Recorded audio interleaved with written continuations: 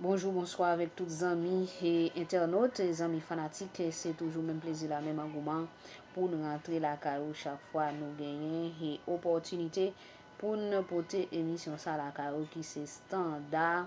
Magazine Sport l'étranger. Côté nous pral parler de un monde tant coup Neymar Junior, monsieur ça a fait en pile parler dans jour qui passé là jusqu'à présent, grand pile et parole en pile autour de Neymar Junior qui t'a fait et qu'on est avec dirigeant Paris Saint-Germain yo li pas souhaité rester dans capitale là dans pays la France li souhaité aller dans un autre club pour saison cap vini là monsieur a grand pile rumeur qui fait quoi yo ta offri yon moun tankou Neymar Junior avec FC Barcelone mais c'est yon moun tankou Xavi nous connaissons lui-même cap entraîné Barcelone pour moment n'a parlé là qui pata et d'accord et pour ta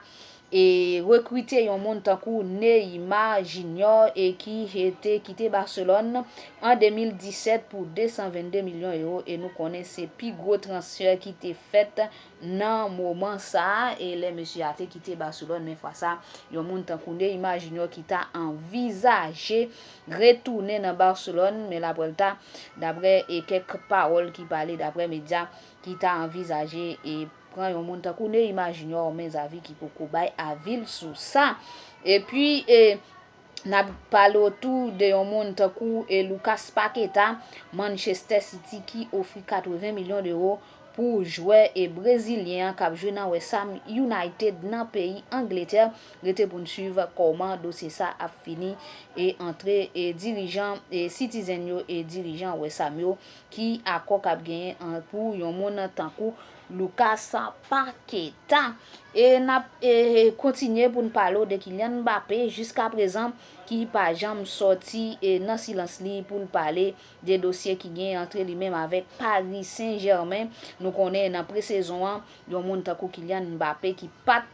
et convoqué et pré-saison ça qui était fait tourner ça qui était fait dans pays Japon mais Kylian yo te quitté dans pays la France qui pas allé et yon moun tankou et président et Paris a nous voulait parler de Nasser Al-Khelaifi et qui te dit ce soir Kylian prolongé ou bien yo vendre mais nous connaît équipe qui favori pour ta recruter yon moun tankou Kylian Mbappé c'est Real de Madrid et gain et quelques médias qui t'a fait quoi yon moun tankou Kylian Mbappé monsieur ça qui gagne accord verbal avec dirigeant madrilène yo rete pour suivre comment ça a fini entre yon moun tankou Kylian Mbappé et dirigeant Paris Saint-Germain yo mais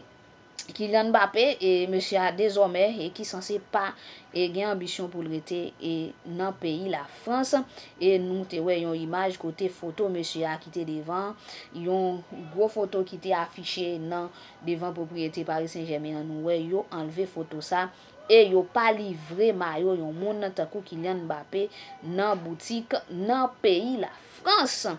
et fois ça et nous et pral parler des joueurs que Paris Saint-Germain et pas compter et sou yo pendant et saison ça k'ap vini là parmi joueurs ça yo gen moun tankou Neymar Junior avec Marco Verratti qui dans liste ça et en premier lieu c'est Neymar, Verratti, Renato Sanchez, Hugo Ekitike et puis John Bernat monsieur ça yo qui fait liste ça côté dirigeant Paris Saint-Germain yo qui compte séparer yo de monsieur ça yo nous voulons parler de Neymar Junior, Marco Verratti, Renato Sanchez, Hugo Ekitike et puis yon moun tankou